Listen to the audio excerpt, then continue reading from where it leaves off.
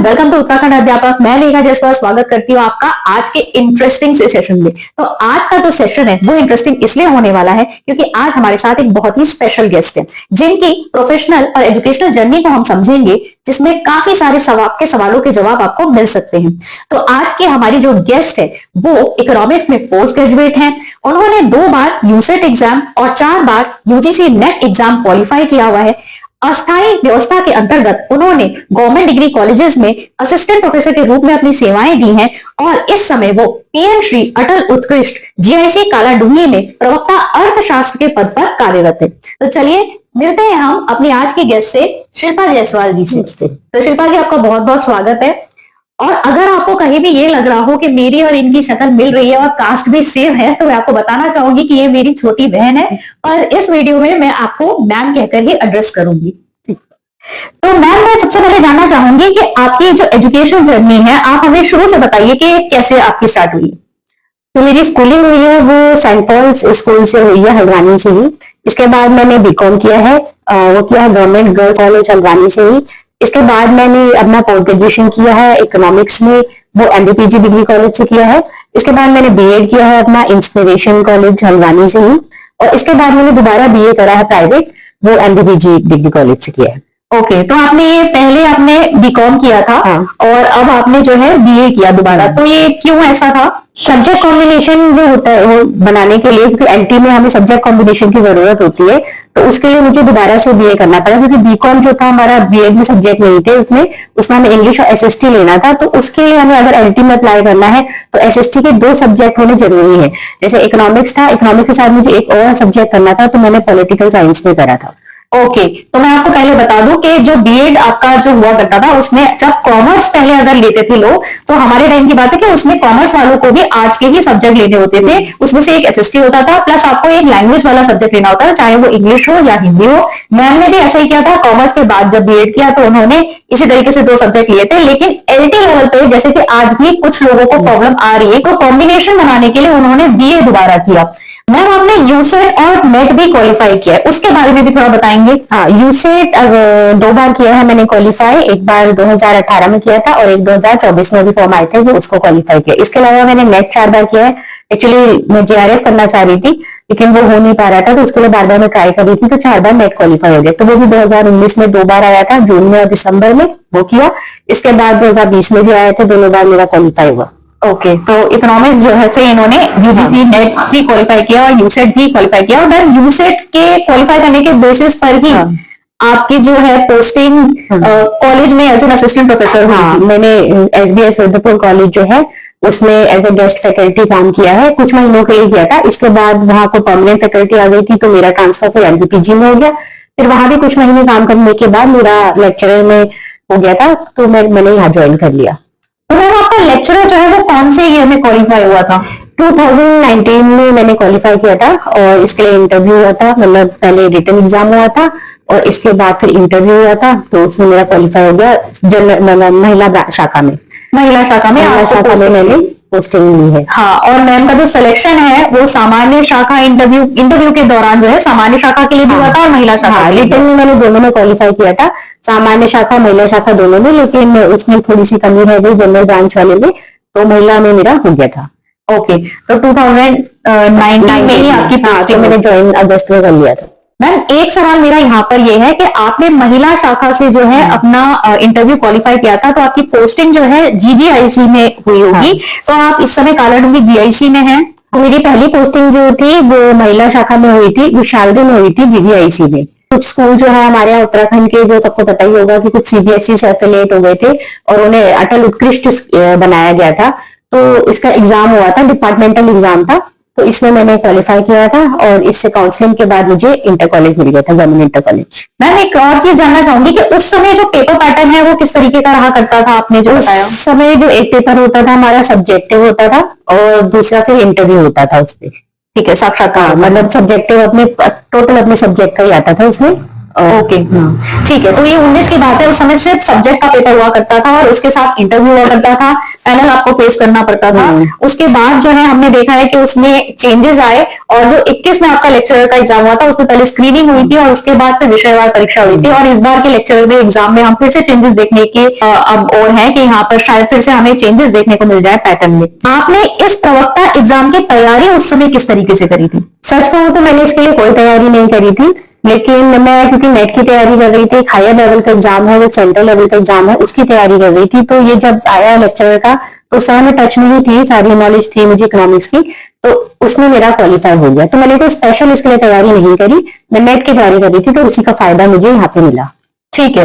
तो यहाँ पर देखिए आपको दोस्तों सीखने को जरूर मिलेगा कि जब आप एक हायर लेवल के एग्जाम की प्रिपरेशन कर रहे होते हैं तो उसके साथ साथ अगर आप किसी लोअर लेवल का एग्जाम भी देते हैं तो वो आपका ऑटोमेटिकली वहां पर प्रिपरेशन हो जाती है और उसको आप क्वालिफाई कर सकते हैं। मैम जो है वो एस्पायर कर रही थी असिस्टेंट प्रोफेसर के पोस्ट के लिए, जो वो आज भी वो प्रक्रिया जारी है, तो इसके बारे में भी चर्चा करेंगे। लेकिन यहाँ पर आपको देखने वाली बात यह है कि आपको अपने लिए ऑप्शंस जो है वो ज्यादा से ज्यादा खुले रखने हैं कि अगर आप चुन भी रहे हैं तो एटलीस्ट एक हायर लेवल के एग्जाम के बारे में आप सोचिए ताकि आप बाकी के एग्जाम्स को भी कवर कर पाए। मैम मैं एक चीज और जानना चाहूंगी, जैसे वैसे एग्जाम्स तो आपके पैटर्न चेंज होता ही रहता है, अभी भी हम लेक्चरर में यही देख रहे हैं कि शायद हमारा पैटर्न चेंज हो जाए, विषयवार परीक्षा हो जाए, लेकिन अगर एक सब्जेक्ट की हमें तैयारी करनी होती है तो हमें अपने आप को पहले से तैयार रखना चाहिए क्योंकि हम उस सब्जेक्ट को हायर लेवल पे पढ़ चुके हैं, तो हम एक सब्जेक्ट के एक्सपर्ट है कहीं ना कहीं, तो उसकी तैयारी हमें हमेशा कैसे करनी चाहिए। तो वो इकोनॉमिक्स के बारे में बताइए कि जो स्टूडेंट है वो अपनी तैयारी कैसे रखे एग्जाम्स के लिए, अगर इकोनॉमिक्स से रिलेटेड एग्जाम को दे रहे हैं। देखिए इकोनॉमिक्स जो है ना एक बहुत डायनेमिक सब्जेक्ट है, तो उसके लिए तो हमें करंट से अवेयर रहना चाहिए कि जैसे जो बजट आ रहा है हर साल या इकोनॉमिक सर्वे जो आ रहा है, इसके अलावा गवर्नमेंट जो स्कीम्स निकालती रहती है इकोनॉमिक्स से रिलेटेड आर्थिक उसको देखते हुए, उनसे हमें अवेयर रहना चाहिए। उसके लिए हम ऑनलाइन और मीडियम देख सकते हैं, यूट्यूब वगैरह पर हमें इसकी जानकारी मिल सकती है, न्यूज़पेपर वगैरह रीड कर सकते हैं। इसके अलावा जो कॉन्सेप्ट बेस्ड है, जैसे हमारी थ्योरीज वगैरह आती है, कीन्स की थ्योरी है और जो भी अलग अलग थ्योरीज है, इसमें इकोनॉमिक्स में बहुत ज्यादा टफ है वो, तो उसके लिए आपको कॉन्सेप्ट जो है वो समझने चाहिए स्टार्टिंग से ही। जैसे ग्रेजुएशन लेवल पर किसी का इकोनॉमिक्स है, 11th 12th में है, तो 11th 12th से ही उसकी पकड़ जो है वो बना के रखनी चाहिए, कॉन्सेप्ट को समझना चाहिए। क्योंकि इकोनॉमिक्स में ये अच्छी बात है कि जो चीज 11th 12th में है वही चीज आपकी थोड़ी इलेबोरेट होकर ग्रेजुएशन में है और थोड़ी ज्यादा पोस्ट ग्रेजुएशन में है। तो अगर हम स्टार्टिंग से ही इसकी पकड़ बना के रखेंगे और इसके कॉन्सेप्ट को समझेंगे तो हमें फायदा होगा। और अगर हम क्वेश्चंस की बात करें, जैसे कि कॉन्सेप्ट की क्लैरिटी तो आपके लिए मस्ट है, तभी आप जो है हर लेवल के एग्जाम में जो है अपनी तैयारी कर पाएंगे। और क्वेश्चंस जो है वो कहाँ से देखने चाहिए? हाँ, जो भी एग्जाम की हम तैयारी कर रहे हैं, जैसे पीवाईक्यूज जो हमें प्रीवियस ईयर जो पेपर जो है उसके हम क्वेश्चंस देख सकते हैं। इसके अलावा जैसे लेक्चर की जो तैयारी कर रहे हैं, जो अदर स्टेट्स के जो लेक्चरर के एग्जाम्स होते हैं उसको भी हम कैटर कर सकते हैं कि उसको हम देख सकते हैं कि उसमें किस तरह के क्वेश्चन आए हैं। तो जितने ज्यादा हम क्वेश्चन पेपर सॉल्व करेंगे उतने ज्यादा हमें पैटर्न का पता भी चलेगा और हम उस कॉन्सेप्ट को ज्यादा समझ भी सकते हैं। बहुत अच्छा मैम आपने यहाँ पर सजेशन दिया और मैम की तरफ से मैं आपको बता रही हूँ कि ये बहुत ही आप कह सकते हैं प्रैक्टिकली, क्योंकि इन्होंने ये चीजें अप्लाई करी है, अप्लाई करके कई सारे एग्जाम्स उन्होंने क्वालिफाई किए हैं, तो ये बहुत ही महत्वपूर्ण टिप्स है, इनको आप जरूर जो है अपनी तैयारी में शामिल कीजिएगा। थोड़ा सा आप बुक्स और रिसोर्सेज के बारे में भी बता सकते हैं। हाँ, जो जैसे 11th 12th की बुक्स है, टीआर जैन और वीके ओरी की किताबें वो बहुत ज्यादा अच्छी है, इंग्लिश हिंदी दोनों मीडियम में है, उन दोनों को ही फायदा होगा इस मीडियम के लिए। इसके अलावा जो हमारे माइक्रो मैक्रो में है, एच एल आहूजा की किताब है और झिंगम की जो किताब है वो बहुत अच्छी है। इसके अलावा जो इंडियन इकोनॉमी आती है उसमें रमेश सिंह की अच्छी किताब है। तो इस तरह से ये सब किताबें हैं जिनको हम पढ़ के मदद मिल सकती है मुझे। और स्टैटिस्टिक्स के लिए आप 11th की किताब जो है वो ले सकते हैं और ग्रेजुएशन में भी जो स्टैट्स होती है उसकी किताबें भी अच्छी है।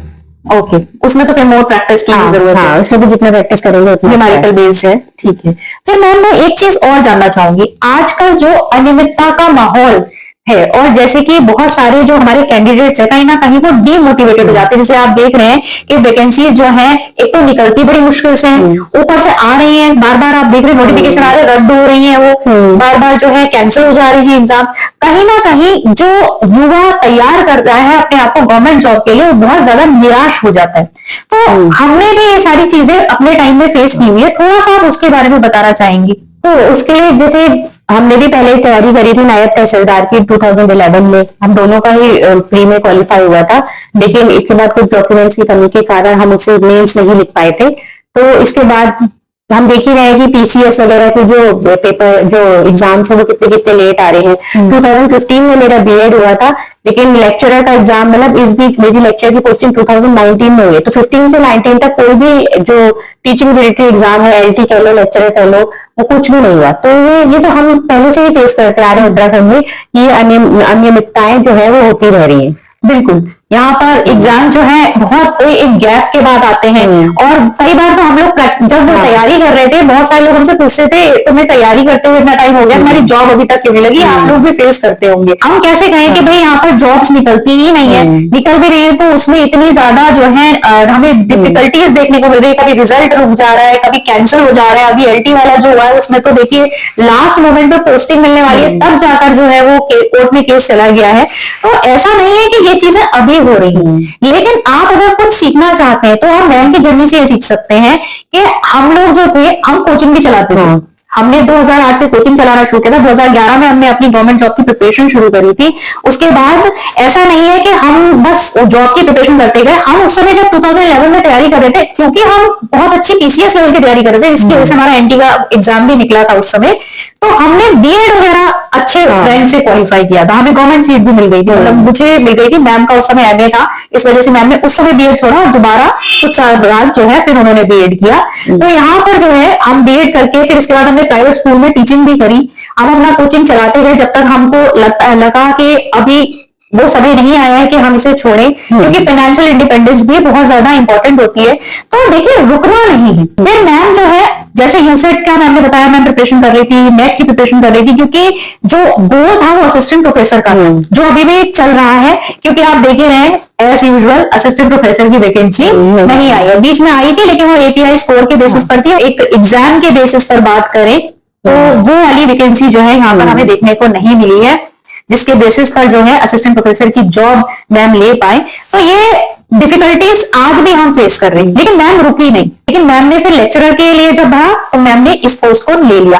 आज भी अगर चाहे तो तैयारी कर सकती हैं, नहीं चाहे तो वो अपना इसी में भी रह सकती है। ये कि हम तैयारी करते रहे और फिर जो अपॉर्चुनिटीज हमारे रास्ते में आती रहेंगी, हमें दिखेंगी, हम उसको ग्रैब करने की कोशिश करें। तो आज के वीडियो जो है आपको इससे मदद जरूर मिली होगी कि हमें कभी भी अपनी ये जो लाइफ की जर्नी है इसमें रुकना नहीं है, थकना नहीं है। देखिए परेशानियां सभी के सामने आती हैं और अपॉर्चुनिटीज भी सभी के सामने आती हैं, ये आपको मान के चलना होगा। अपनी मेहनत में आपको कमी नहीं छोड़नी है, और जैसे कि मैम भी लगी रही और कहीं ना कहीं उन्होंने एक स्टेबिलिटी आज हासिल कर ली है, उसी तरीके से आप लोगों को भी अपने लिए स्टेबिलिटी अगर लेकर आनी है तो मेहनत उसमें करनी होगी, क्योंकि मेहनत का कोई सब्स्टिट्यूट नहीं होता। और बहुत बहुत धन्यवाद देना चाहूंगी शिल्पा जयसवाल मैम का कि उन्होंने आकर अपनी ये जर्नी हमारे साथ शेयर की, जिससे हमें बहुत सारी चीजें सीखने को मिली। Thank you very much ma'am. तो मैं मिलती हूँ आपसे नेक्स्ट वीडियो में।